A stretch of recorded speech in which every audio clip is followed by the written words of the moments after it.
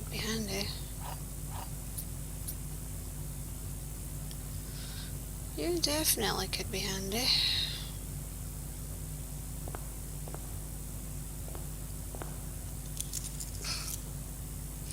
I'm Rayne Redgrave. This is Blueprints, and yeah, doing this, and still no delivery for me.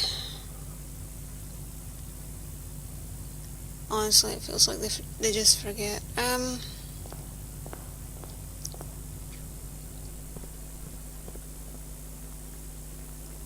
Pretty disappointed in that.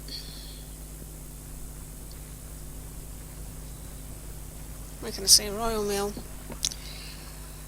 Been going downhill since forever. Oh wait.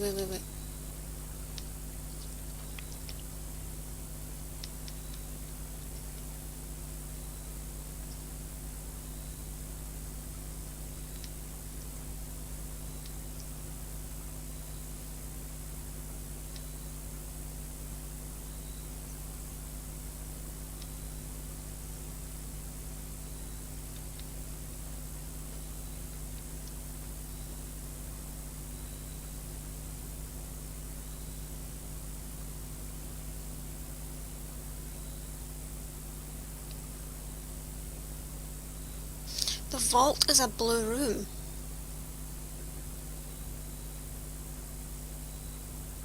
Guess we'll be going blue again.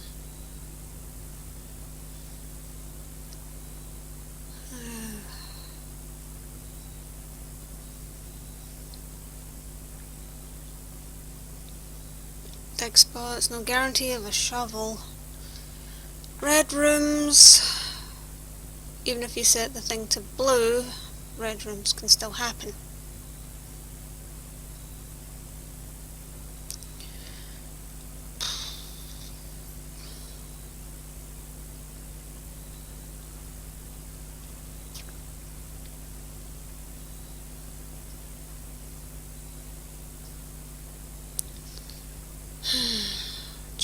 Choices. Well, what I'm thinking of trying to grab, I think I will choose this. What I'm thinking about is either I got the magnifying glass. I'm trying to remember what you need to make a burning glass. There's some stuff. Oh, that was a mistake. Okay.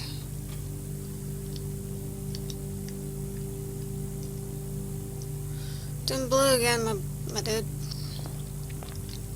But we'll take the key nonetheless.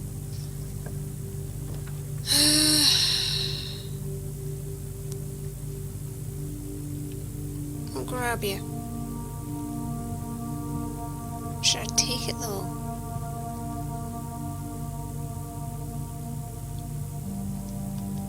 Or should I wait?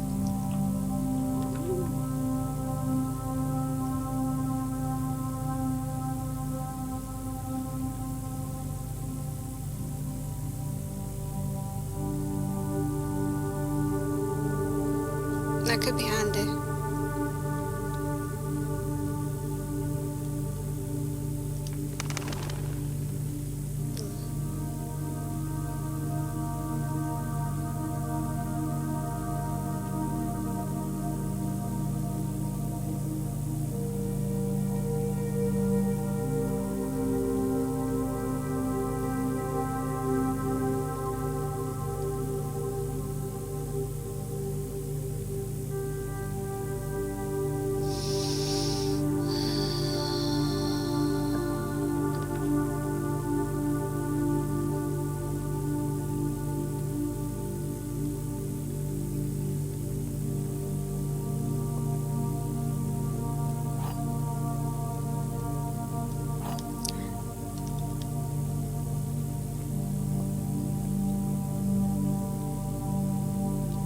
This box is not blue, will you? Just write off as a lie.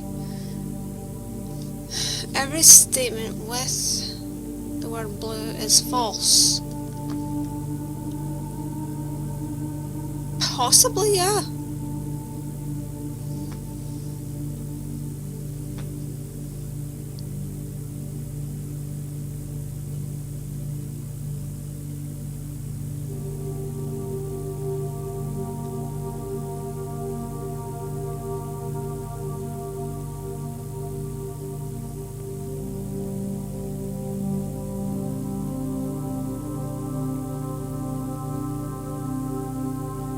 I don't know what I'm doing. This box is not blue. That's automatically false. Every statement. See, you could be false. You could be.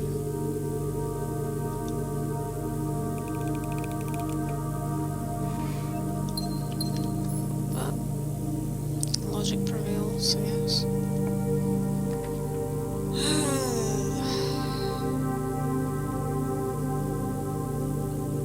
Oh, I've got the compass. I forgot about you, bud.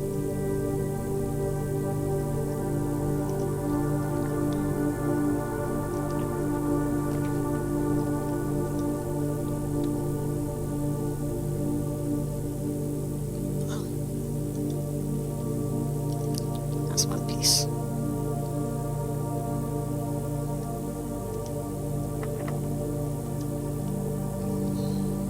I'm in here anyway, I guess. Let's see.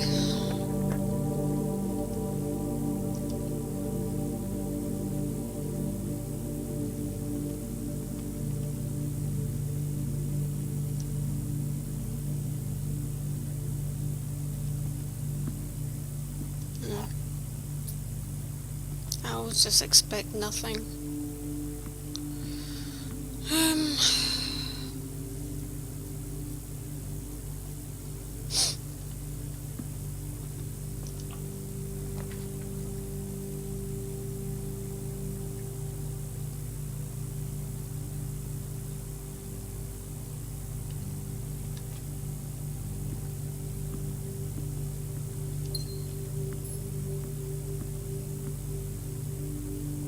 Some coins there.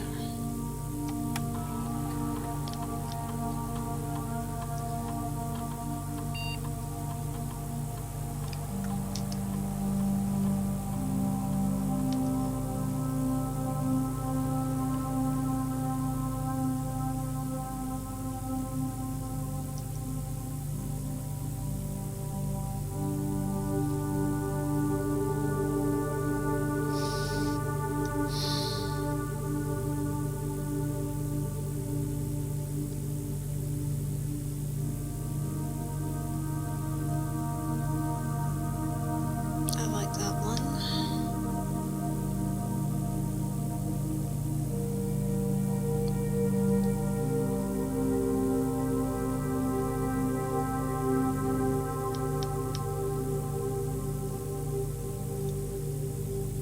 Let's do it.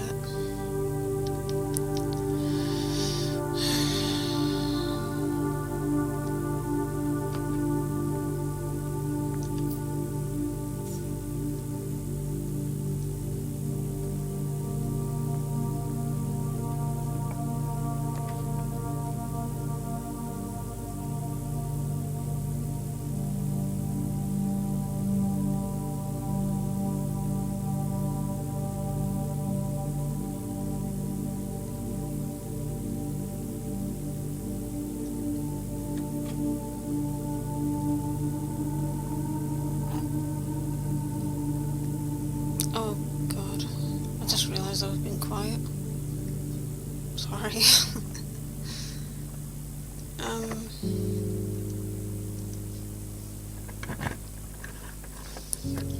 Sorry, I don't know, I think I just went in a wee world of my own there. Go straight to there.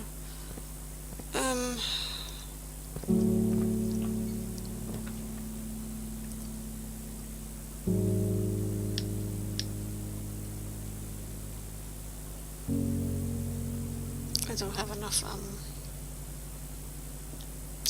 gems for that.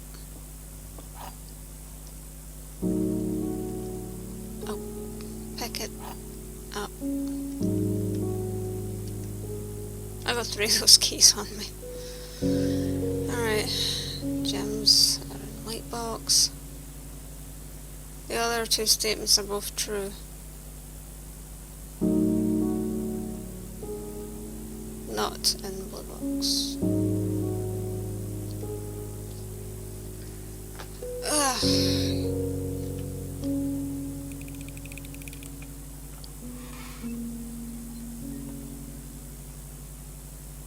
They're both false.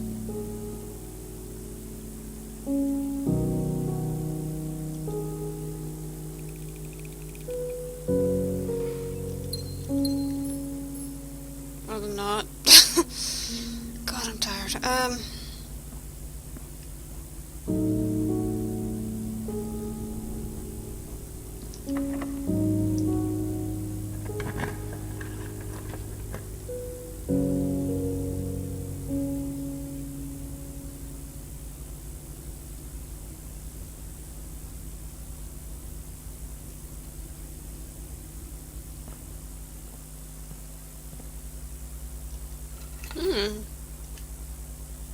Not always finding that there.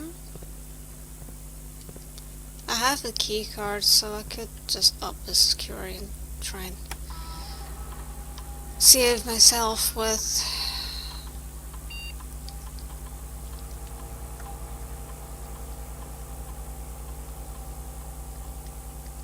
okay. Oh wait. I can always,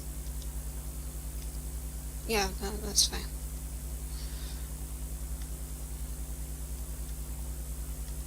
Just in case.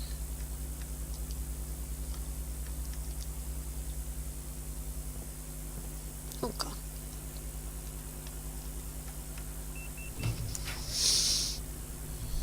Drawing room.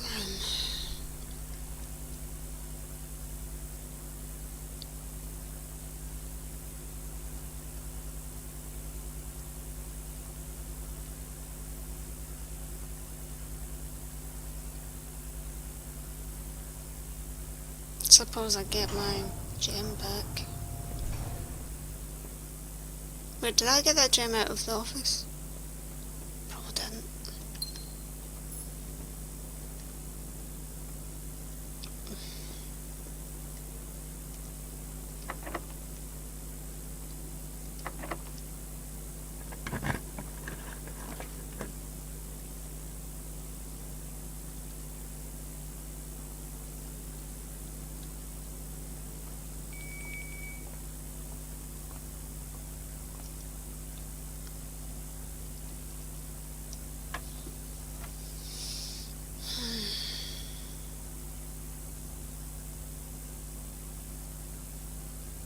That's a weird one.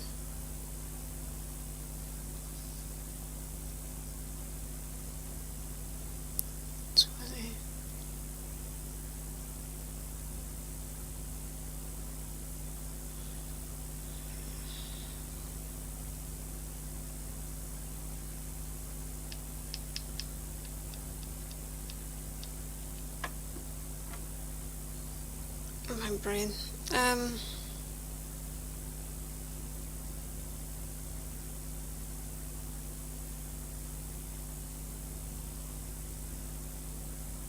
36, 16.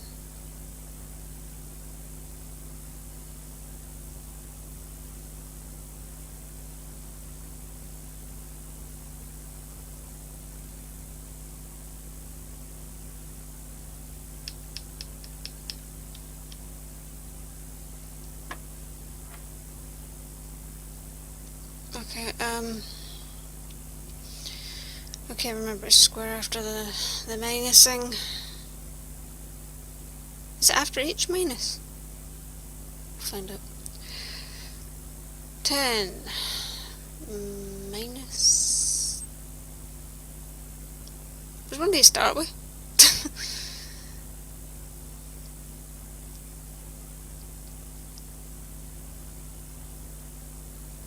Minus. Or minus both.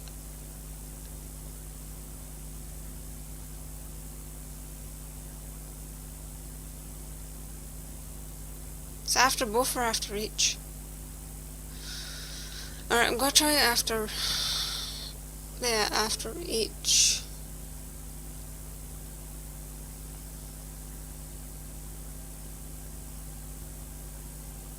Okay, so the one, if you were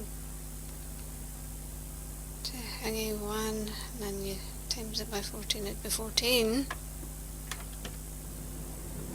Ah, so that's how it works.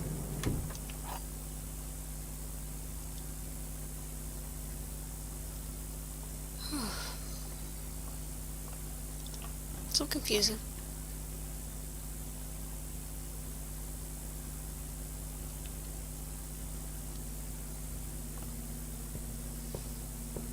What? Story time. The legend of Blackbridge is one that's well known to the people of the Grand Realm, for versions of this tale have been passed down from generation to generation. With each new telling, the story has changed and becoming over the years more colourful, more verbose, and, as one might expect, increasingly horrifying. However, I wish that magnifying glass would go places. With so many renditions and unique personal touches, the task of confining and binding this tale to text seemed an ambitious and impossible challenge. Over the course of my research, I have heard dozens of variations of the legend, and while the details would often change, I was surprised how much of the story's heart remained the same. Yet the more I listened, and the clearer it became that there could have been a definitive version of this tale capable of capturing all the wonder and myth of Blackbridge. In the end, I chose to write down what felt most authentic, the story my grandmother told me as a boy long ago. Okay, how many parts are there?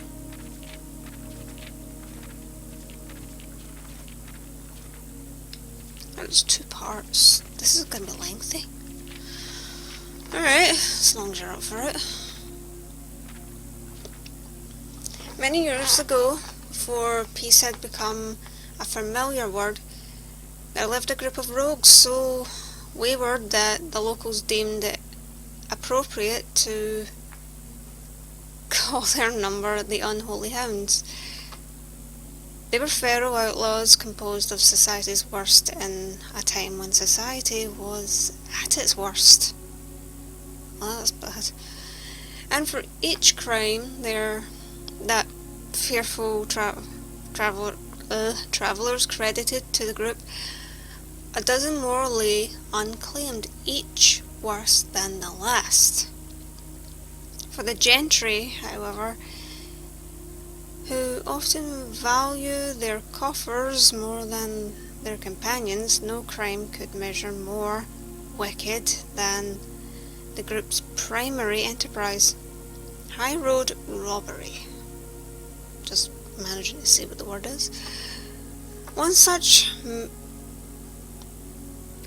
member of the so-called band of rogues was a boy of 13 years, Jesper, who had not been lucky in life, having lost 2 brothers to war and parents to famine. In the years of hunger that followed, Jesper lived in a gutter behind a churchyard, relying on the nourishment of scurrying bugs and weeds harvested from the cracks of the alleyway to sustain his pitiful existence. It would be called foraging. It is not surprising that a child aiming to escape such hardships would take to any easy road out, an easy and well-travelled road, paved with temptations leading out of the city and into the gentry lands where loose purse strings entwine with strands of salvation and glisten equally with the hope of opportunity. I'm having a hard time speaking today.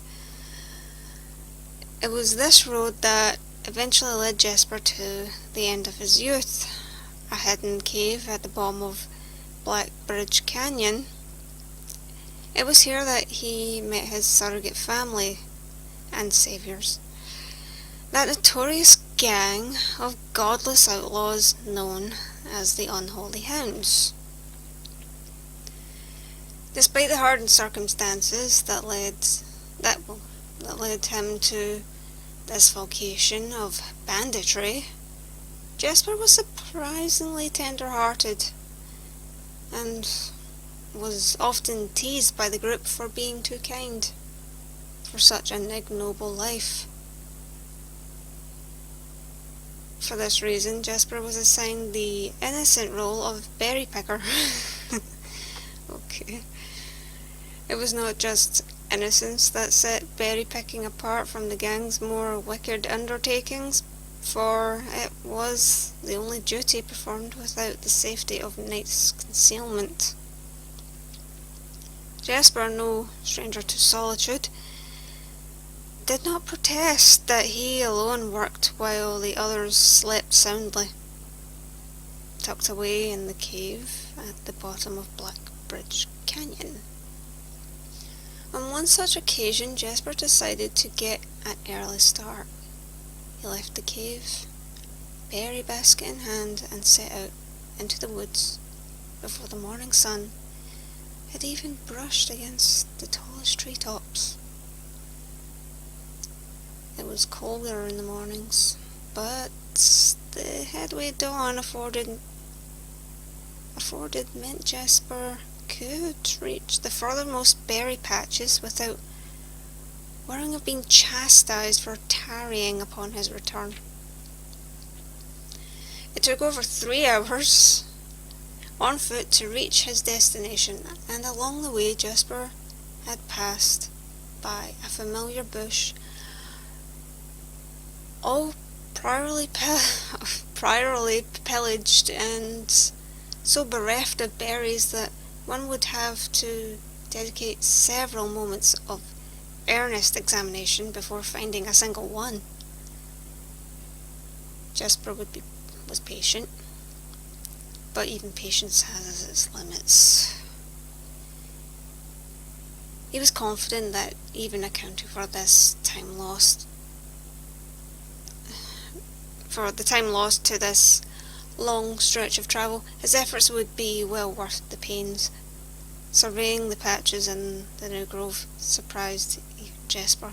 The red dots suspended among the leaves seemed as numerous as stars in the skies. Upon seeing such a bounteous sight, he clutched his berry basket tightly and nearly toppled over out of joy. Once he had regained his senses, Jesper quickly made a decision.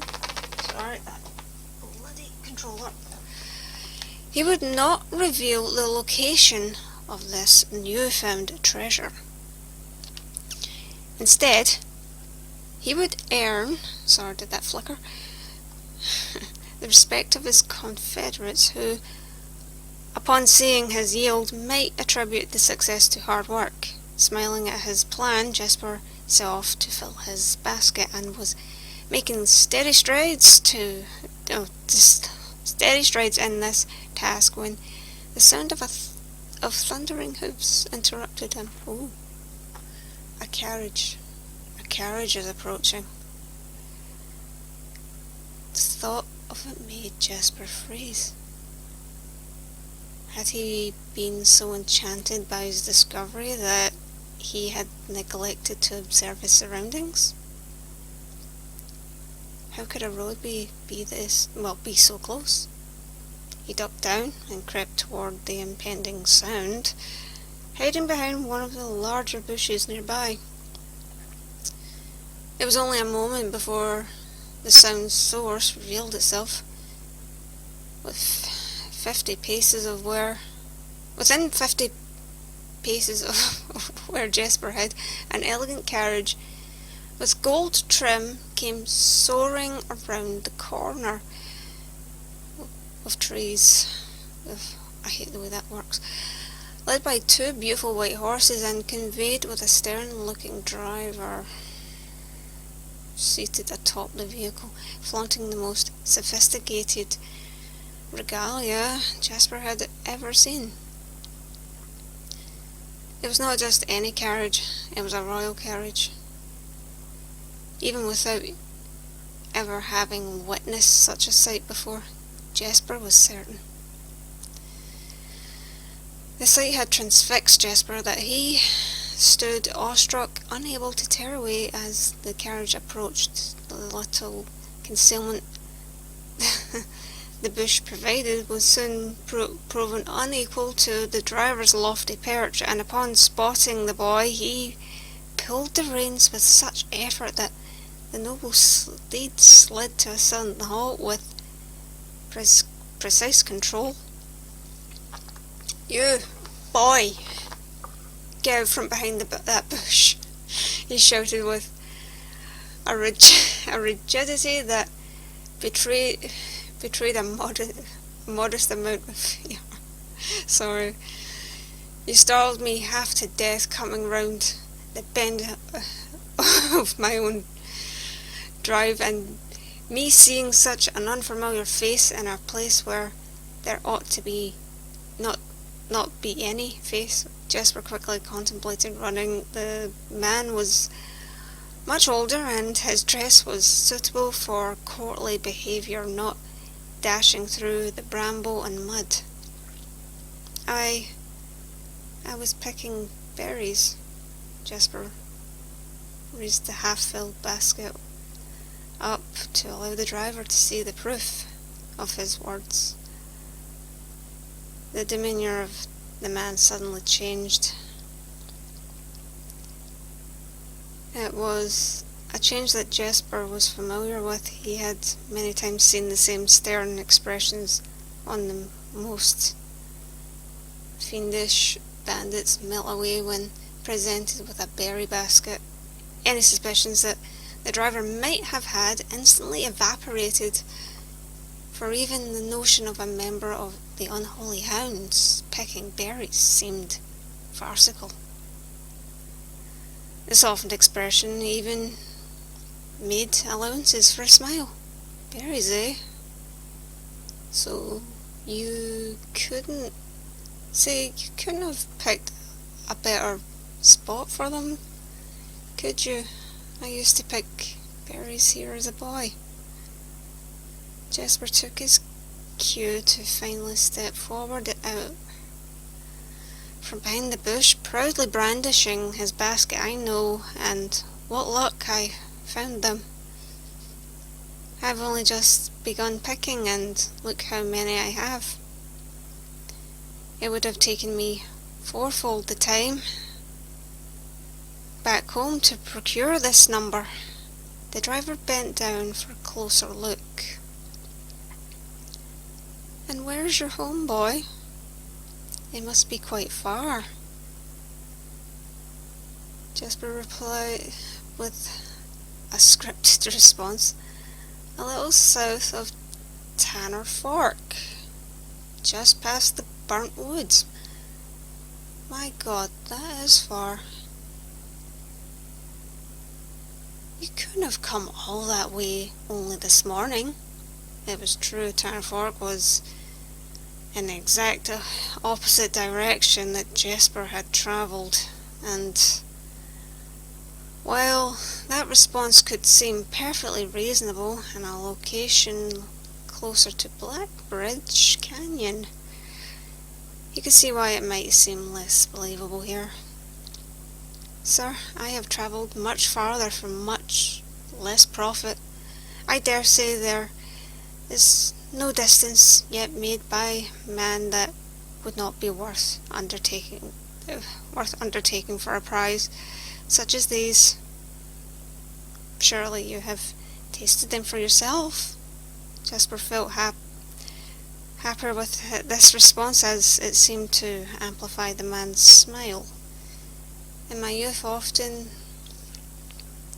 but perhaps I took it for granted, because I never had to travel very far. And even then, my father would always drive us here with our carriage. So I'm ashamed I never had to walk such a stretch to earn an equal reward. It was Jasper's time to smile. Then let my efforts reward us both. He raised the basket even higher. A taste and memory of your youth, sir. The driver chuckled and removed one glove, bending over the seat to reach down to the basket, and the moment his fingers touched the first berry, the dagger in turn met his throat, cutting through a superficial layer of skin and drawing blood. Jasper caught the man's startled eyes.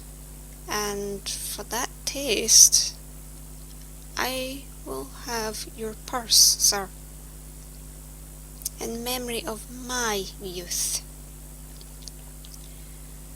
The driver's arm had gone stiff, his chin raised and trembling, more frightened than he had ever been before. Whether unable or incapable of speaking, he did not respond to the boy. Perhaps he did not think his jaw could afford to be engaged in at this particular time. Sorry, that thing's just put me off. Jasper let the basket drop, freeing his other hand to probe the man's pockets. Do not mistake me, sir. I will not kill you if you give me no cause. Though I will admit, the thought of taking your carriage and leaving you the indignity of walking appeals to me. Unable to find a purse in the man's coat, Jasper pivoted to search the seat under him. Why have you no purse upon your person? The driver slowly raised his hand, cautiously pointing toward the carriage door behind him. Jasper lowered the knife's edge to a small degree to allow the man to speak, which he did in turn softly. There's a lockbox in the carriage. Well, come down then and grant me the courtesy of sparing your life and binding your hands. A concession I assure you of my tender heart, for it would be much easier to slit your throat. The man started to comply, slowly lowering himself why do I keep adding words? From the driver's seat of the carriage. Once down, Jasper guided him away from the carriage to a nearby tree, where he instructed him to get on his knees and put his hands behind his back. So much more of this. Excusing his inexperience, the man indulged Jasper while he figured out how to adequately bind him. The smile and kindness Jasper had seen on this man's face, now nothing more than a distant memory. In their place, cold, dark eyes displaying no emotion. I wonder, should I grant you the same clemency You are showing me?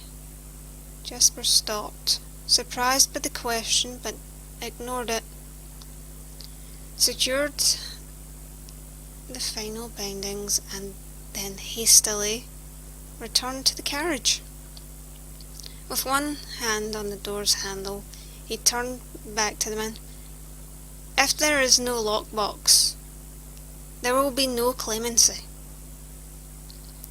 Inside, the carriage was surprisingly dusty and unswept, a stark contrast to the elegant and polished golden facade of the exterior. It had apparently been many years since a passenger had enjoyed passage in this vehicle.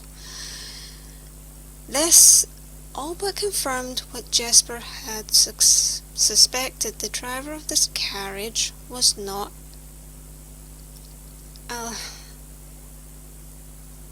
liveried servant, not what I'd come across, in the employ of some great master. Any curiosity that his observation might have further produced was quickly abandoned, but upon seeing what rested under the carriage's back seat, a large wooden lockbox. Despite its hefty appearance, the box was surprisingly easy to handle.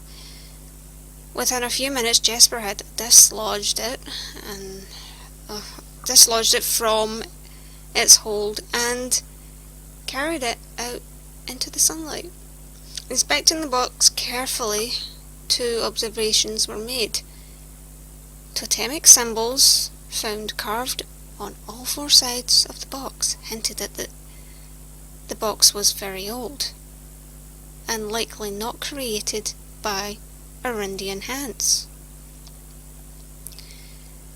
It reminded him of artifacts from the old world and was presumably crafted in one of the ancient realms.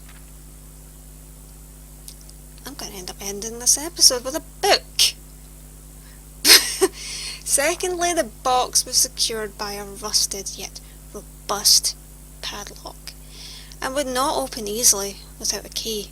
Jasper looked over to see the driver quietly observing him from his indentured position.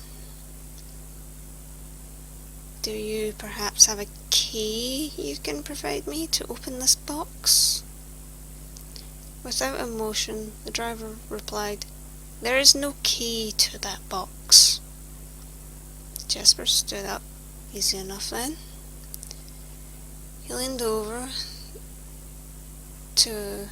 and he headed. Oh, what is up with me? I'm saying words I'm not saying. He headed over to a nearby rock of sizable dimensions and lifted the stone up, carrying it back to the box. If there was ever a time when that lock had been resistant to brute force, it wasn't recent. With one hit, the stone had completely shattered the rusted lock. He bent back down and opened the lid. Inside was an effigy, a crude figure chiselled from stone.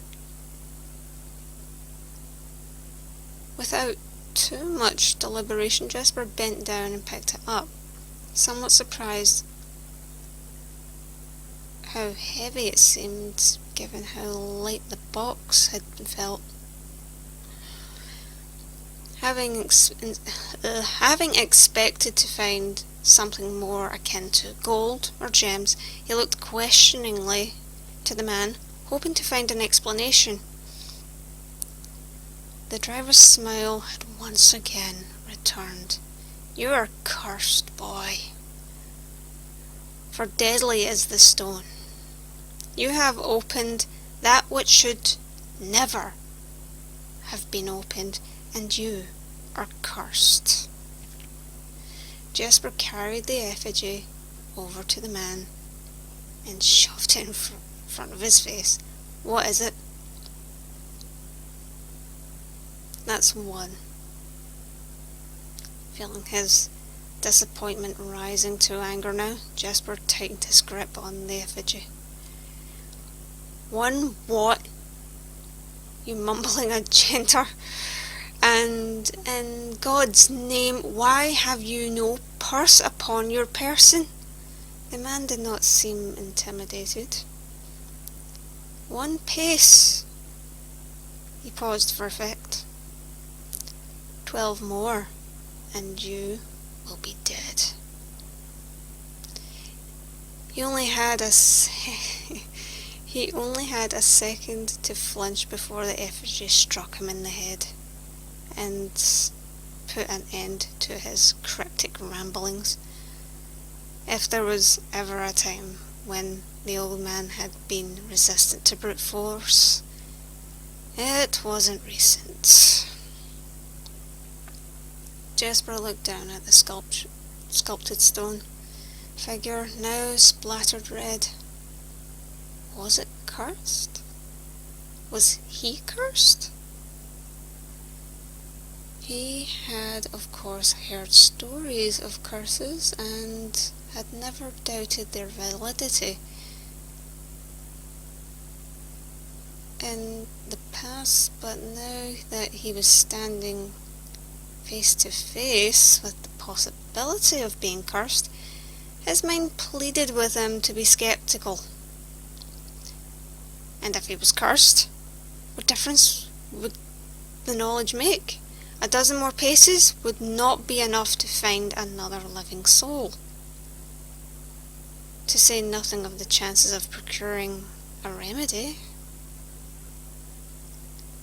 If he did not move from where he now stood, he could live maybe another 3 or 4 days. Maybe more, given the abundance of nearby berries. A plan that, if we ignore its obvious faults, might provide additional opportunities for help to come along. But what good would that do? To be discovered here, beside a body, stolen goods in hand, bloated from berries and raving about a curse that could very well not be real. No, it would most certainly be better to face one's fate now, take a dozen paces and see if life goes on. But Jasper found his legs unable to make that first step. His mind was unable to convince his limb to waste away 1/12 of his life in a single motion. Feeling the desperation sink in, he hopelessly looked about him for a solution. And if by some stroke of luck the gods had heard his plea, a miracle materialized before him, as if he found himself suddenly at the end of a fairy tale.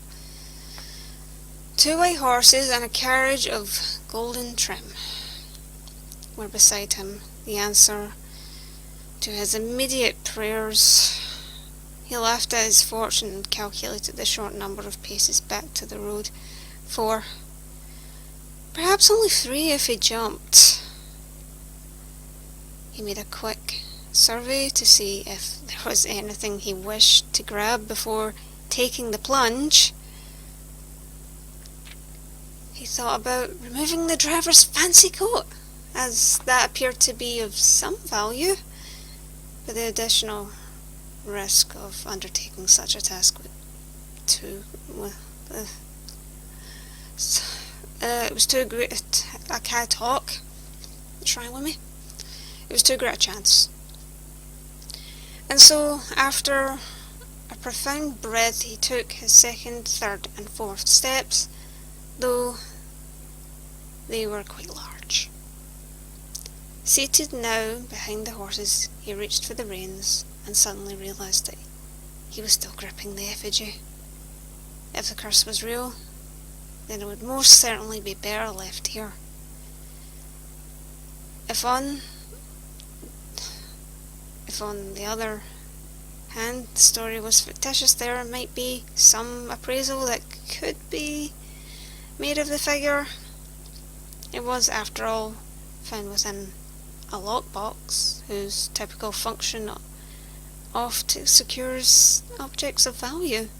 Having witnessed firsthand the horrors of destitution, Jasper found his mind equally reluctant to allow his hand to let go. If it is a curse, I die. If not today, then tomorrow. And if I die, what care have I?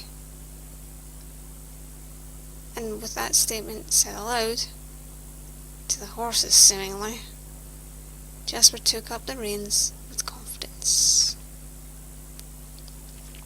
Okay, there's a second part to this, and Jesus. Ugh. How many pages is it? 1, 2, 3, 4, 5, 6, 7, 8, 9, 10, 11, 12. Ugh. This is a long book.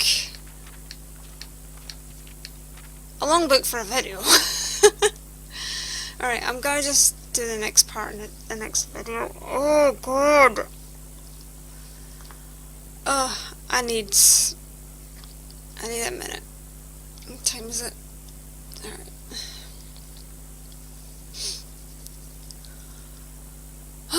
Okay. Gonna leave. I'm gonna do part 2. Oh my goodness, I know what this is getting labeled. It's gonna get called the Blackbridge. Part 1 and 2. Alright.